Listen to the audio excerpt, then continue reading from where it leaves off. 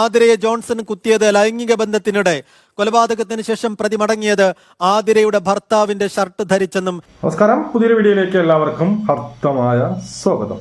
കടനംകുളത്ത് നടന്ന കൊലപാതകം, ആതിരയുടെ കൊലപാതകം, അതിനെ ഞെട്ടിക്കുന്ന വെളിപ്പെടുത്തലാണ് കൊല നടത്തിയ ജോൺസൺ ഔസേപ്പ് എന്ന് പറയുന്ന വ്യക്തി നടത്തിയിരിക്കുന്നത്. സത്യം പറഞ്ഞാൽ ഞെട്ടിപ്പോയി അയാളുടെ ഈ പറയുന്ന വെളിപ്പെടുത്തൽ. പുള്ളി മൊഴി കൊടുത്തിരിക്കുന്നത് ഇങ്ങനെയാണ്: ലൈംഗിക ബന്ധത്തിൽ ഏർപ്പെട്ടുകൊണ്ടിരുന്നപ്പോഴാണ് ഞാൻ ഈ കൃത്യം ചെയ്തത് എന്നുള്ളത്. ഞെട്ടിപ്പോയി. സത്യം പറഞ്ഞാൽ അവൻ അവിടെ വന്നിട്ട് വെറും അരമണിക്കൂറാണ് ഉണ്ടായിരുന്നത്. ഈ അരമണിക്കൂറിനകത്ത് വെച്ചിട്ട് അവൻ ചായ കുടിക്കുന്നു, എവിടുമായിട്ട് ലൈംഗിക ബന്ധത്തിൽ ഏർപ്പെടുന്നു, ആ സമയത്ത് കുത്തുകയും ചെയ്യുന്നു. ആലോചിച്ച് നോക്ക്, ഇവിടെ ആരെയാണ് നമ്മൾ കുറ്റം പറയേണ്ടത്? എവനെ കുറ്റം പറയോ? അവൾ ചെയ്തത് ശരിയാണ്. തൊട്ടടുത്ത് ആ വീട് നിങ്ങൾ കണ്ടാൽ മനസ്സിലാവും. ഇവരുടെ വീടിൻ്റെ, ഈ പറയുന്ന ആതിര എന്ന് പറയുന്ന പെൺകുട്ടിയുടെ വീടിൻ്റെ സൈഡിൽ കൂടി റോഡാണ്. റോഡ് തൊട്ടപ്പുറത്ത് വീടിൻ്റെ നേരെ ഓപ്പോസിറ്റാണ് ഈ പറയുന്ന ക്ഷേത്രം. ആ ക്ഷേത്രത്തിൽ പൂജാരിയാണ്. ആ പൂജാരി അവൻ എന്നും രാവിലെ 5 മണിയാകുമ്പോഴേ ദൈവത്തെ പൂജിക്കാൻ വേണ്ടിയിട്ട് അങ്ങ് പോകും. പോയിട്ട് വൈകിട്ടൊരു 3 മണിയാകുമ്പോഴേ വരുള്ളൂ. അതിൻ്റെ ഇടയ്ക്ക് ഇവിടെ കാണിക്കുന്ന വൃത്തികേടുകളാണ് ഈ കാണുന്നത്. അതായത് 1.5 കൊല്ലം കൊണ്ട് ഈ പറയുന്ന ജോൺസൺ ഔസേപ്പ്, അവനെ നാട്ടിൽ വിളിക്കുന്നത് ഔസേപ്പ് എന്നാണ്. ഒരു സൈക്കോ ആയിരുന്നു അവൻ. അവന് 3 മക്കളുണ്ട്. ഭാര്യയുമായിട്ട് പിരിഞ്ഞു നടക്കുന്നു. അവൻ്റെ യഥാർത്ഥ വീട് കൊല്ലമാണെന്ന് പറയുന്നു. ഭാര്യയുടെ വീട് എറണാകുളമാണെന്ന് പറയുന്നു. ഇവൻ എറണാകുളവും കൊല്ലവുമായിട്ട് അങ്ങോട്ടും ഇങ്ങോട്ടും നടക്കുന്ന ഒരു സൈക്കോയാണ് അവൻ. അവനുമായിട്ട് ഈ പെൺകുട്ടി ആതിര എന്ന് പറയുന്ന റീൽസ് കണ്ടു, അങ്ങ് പ്രേമമായി, പിന്നെ അതിരുവിട്ട ബന്ധമായി, പിന്നെ കറക്കമായി, പിന്നെ ലോഡ്ജിലോട്ട് കയറി ഇറങ്ങൊക്കെയായി. അവന് പൈസ അയച്ചു കൊടുക്കുകയായി, വീട്ടിൽ വരികയായി. പാവം, ഈ പറയുന്ന ഇവിടെ പാവമെന്നും പറയാൻ പറ്റില്ല, അവന് മണ്ടനാണ് ആ സ്വാമി. നമ്മുടെ ക്ഷേത്രത്തിൽ പോയി പൂജിക്കാൻ വേണ്ടി പോയി. അതുപോലെ ക്ഷേത്രത്തിൽ നീ ദൈവത്തിനെ പൂജിച്ചോ? പിന്നെ ഭാര്യ ഇതുപോലെ പൂജിച്ചോണ്ടിരുന്നെങ്കിൽ ഭാര്യ ഇത് തന്നെ ചെയ്യും. ഈ ഭർത്താവിനെ മുമ്പേ അറിയാമായിരുന്നു എന്ന്. ഇതുപോലെ അച്ചായ എന്നാ വിളിക്കുന്നത്. അച്ചായ, എൻ്റെ പൊന്നച്ചായ. ഈ ഭാര്യയെപ്പറ്റി, ഈ പറയുന്ന ആതിരയെപ്പറ്റി അവിടെയുള്ള ആർക്കും നല്ല ഡീസൻറ്റ് കുട്ടീൻ്റെ ഒരു എതിരഭിപ്രായവുമില്ല. നല്ല ഡീസൻറ്റ് പൊന്നു പോലെ തങ്കക്കുടമായിരുന്നു ഈ പറയുന്ന ആതിര. പക്ഷേ ഭർത്താവ് ദൈവത്തെ പൂജിക്കാൻ പോകുമ്പോൾ ഇവിടെ വേറെ പല പൂജയാണ് ഇവിടെ ചെയ്തുകൊണ്ടിരുന്നത്. വല്ലവരെ വിളിച്ചുകൊണ്ട് വന്നിട്ട് എന്ത് പൂജയാണെന്ന് എനിക്ക് അറിഞ്ഞുകൂടാ. അങ്ങനെയുള്ള പല പൂജകളും ചെയ്തുകൊണ്ടിരിക്കുന്നു. അതിനുശേഷം ഈ സൈക്കോ ഔസേപ്പ് എന്നും വിളിക്കുന്നുണ്ട്, ഇവനെ കള്ളൻ രാജു എന്നും വിളിക്കുന്നുണ്ട് നാട്ടുകാർ. ഇങ്ങനെ 1-2 പേരുകളുണ്ട് ഇവന്. ഇവൻ എന്ത് ചെയ്തു? ഇവളുമായിട്ട് പ്രണയത്തിലാവുകയും എന്ത് ചെയ്യുന്നു? റീൽസുകൾ അങ്ങോട്ടും ഇങ്ങോട്ടും കൈമാറുന്നു, പ്രണയത്തിലാകുന്നു. അതിനുശേഷം ലോഡ്ജുകളോടെ പോകുന്നു. ഇവൻ്റെ വീട്ടിൽ പാവം പോറ്റി പൂജിക്കാൻ പോകുമ്പോൾ അവൻ ഇവിടെ വന്ന് ഇവളെ പൂജിച്ചുകൊണ്ടിരിക്കുകയായിരുന്നു. അവസാനം ഇവൻ ഇവളെ വേണമെന്നായി. നീ എന്ത് ചെയ്യണം? ഈ പറഞ്ഞതുപോലെ എൻ്റെ ഭാര്യയായിട്ട് വരണമെന്ന് നിർബന്ധം പിടിച്ചപ്പോൾ ഈ ആതിര എന്ന് പറഞ്ഞ പെൺകുട്ടി വിസമ്മതിച്ചു. അതിൻ്റെ പകയാണ് തീർത്തത് എന്നാണ് പറയുന്നത്. ആദ്യം നമുക്ക് ആ വാർത്ത കേൾക്കാം, എന്നിട്ട് നമുക്ക് സംസാരിക്കാം. വിശദമായ റിപ്പോർട്ടുകളിലേക്ക്. കഠിനംകുളം കൊലപാതകത്തിൽ പ്രതിയുടെ മൊഴി വിവരങ്ങൾ മീഡിയ വണ്ണിന്. ആതിരയെ ജോൺസൺ കുത്തിയത് ലൈംഗിക ബന്ധത്തിനിടെ. കൊലപാതകത്തിന് ശേഷം പ്രതി മടങ്ങിയത് ആതിരയുടെ ഭർത്താവിന്റെ ഷർട്ട് ധരിച്ചെന്നും തന്നെ ഒഴിവാക്കുന്നതായി തോന്നിയതിനാലാണ് ആതിരയെ കൊന്നതെന്നും പ്രതിയുടെ മൊഴി. കണ്ടല്ലോ, ലൈംഗിക ബന്ധത്തിനിടെയാണ് ഈ പറഞ്ഞ കൃത്യം അവൻ ചെയ്തത്. അതുമല്ല, അതിനുശേഷം അവളുടെ ഭർത്താവിൻ്റെ ഷർട്ടും ഇട്ടുകൊണ്ടാണ് പോയത് എന്നുള്ളതാണ്.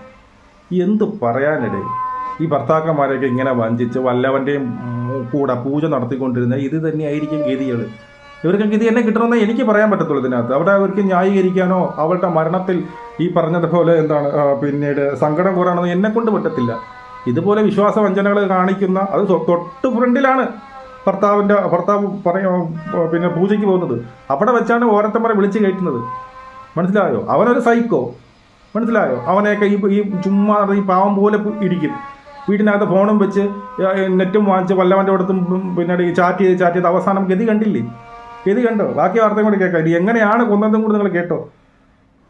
ഇയാൾ കാൽനടയായിട്ടാണ് പെരുമാതുറയിൽ നിന്നും ഈ കഠിനംകുളത്തെ വീട്ടിലേക്ക് വന്നിട്ടുള്ളത്. വീട്ടിൽ വന്ന് ആ കുട്ടികളും അതിനോടൊപ്പം തന്നെ ഭർത്താവും പോകുന്നത് വരെ അയാൾ വീടിന്റെ പരിസരത്തും ആ പ്രദേശത്തുമായി കറങ്ങി നടന്നു. ശേഷം 9 മണിയോടെ കുട്ടികൾ സ്കൂളിൽ പോയി എന്ന് ഉറപ്പാക്കിയതിനു ശേഷം ഇയാൾ വീട്ടിലേക്ക് എത്തുകയും ആതിരയോട് ചായ ഇട്ട് നൽകാൻ ആവശ്യപ്പെടുകയും ചെയ്തു. തുടർന്ന് ഈ ആതിര അടുക്കളയിലേക്ക് പോയ തക്കത്തിൽ ആതിരയുടെ മുറിയിൽ കയറി ഈ മെത്തക്കടി ഇയാൾ മുൻകൂട്ടി കൊണ്ടുവന്ന കത്തി ഒളിപ്പിച്ച് വെക്കുകയായിരുന്നു. ശേഷം ഇരുവരും തമ്മിൽ ലൈംഗിക ബന്ധത്തിൽ ഏർപ്പെടുന്നതിനിടെ ഈ മെത്തയ്ക്ക് കീഴിൽ വെച്ചിരുന്ന കത്തിയെടുത്ത് ആതിരയുടെ കഴുത്തിൽ കുത്തുകയായിരുന്നു.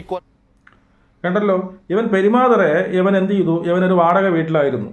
ഇവൻ കുറച്ച് ദിവസം തൊട്ട് ഇവളെ എങ്ങനെയെങ്കിലും വക വരുത്തണം, കാരണം എൻ്റെ കൂട്ടത്ത് വരുന്നില്ല, ഇറങ്ങി വരാൻ അവൾ മടിച്ചു. വേണമെങ്കിൽ പൂജ ചെയ്യാൻ ഞാൻ സമ്മതമാണ്, പക്ഷേ ഇറങ്ങി വരാൻ എന്നെ കൊണ്ട് പറ്റില്ല എന്ന് ആതിര പറഞ്ഞു. അത് പറ്റത്തില്ല, എനിക്ക് ഡെയിലി പൂജ ചെയ്യണമെന്നാണ് ആര് പറയുന്നത്, ഈ പറയുന്ന ഔസേപ്പ്, സൈക്കോ ഔസേപ്പ് പറഞ്ഞത്. അങ്ങനെ അവൻ കൃത്യമായിട്ട് പ്ലാൻ ചെയ്തു. ഈ പെരുമാതുറയിൽ അവൻ ലോഡ്ജിലുണ്ടായിരുന്നു, അവിടെ നിന്ന് സംശയിക്കാതിരിക്കാൻ വേണ്ടിയിട്ട് ഇവൻ അവിടെ നിന്ന് നടന്നാണ് വന്നത്, കാൽനടയായിട്ട് വന്നു. കത്തി വാങ്ങിച്ച് ഒളിപ്പിച്ച് വെച്ചിരിക്കുകയായിരുന്നു.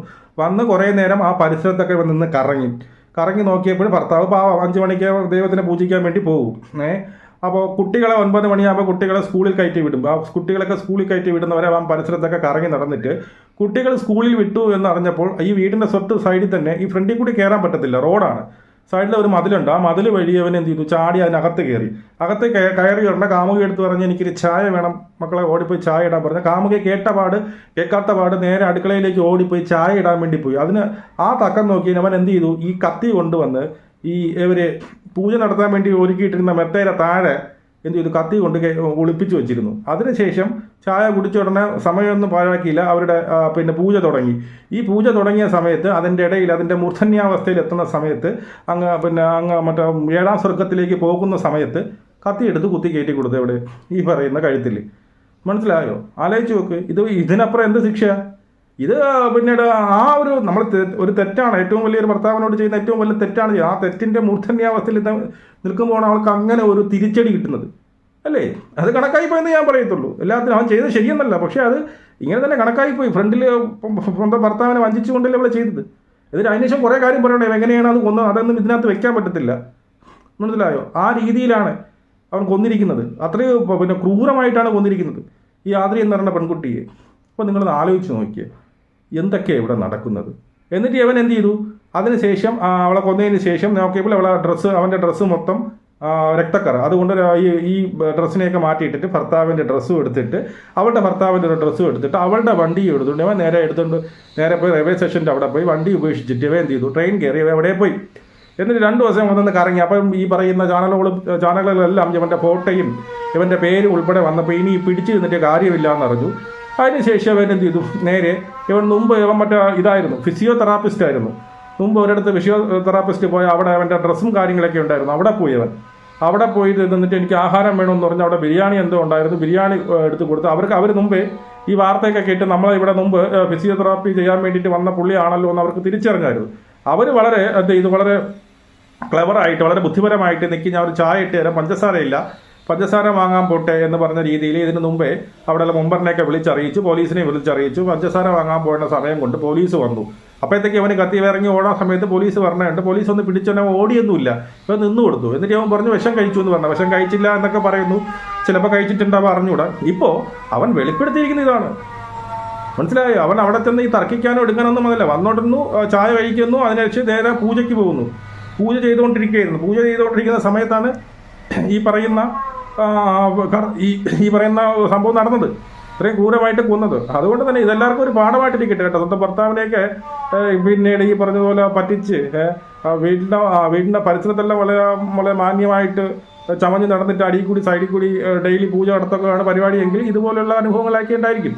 അത് ആ ദൈവത്തിൻ്റെ ഫ്രണ്ടിൽ വെച്ചാണ് ചെയ്തത്, ആ ദൈവം തന്ന ശിക്ഷയായിരിക്കും, ഇങ്ങനെ തന്നെ തീരട്ടെ എന്നുള്ള രീതിയിൽ. മനസ്സിലായി? അപ്പോൾ ഈ വീട്ടമ്മമാരും അതുപോലെ ഭർത്താക്കൾ ആരായാലും ഇതുപോലെയൊക്കെ സൂക്ഷിച്ച് ചെയ്തില്ലെങ്കിൽ അവസാനം ഇതായിരിക്കും നിങ്ങളുടെയൊക്കെ ഗതികൾ. നിങ്ങളുടെ അഭിപ്രായങ്ങൾ കമൻറ്റായി രേഖപ്പെടുത്തി നമുക്ക് വീണ്ടും കാണാം. ശരി.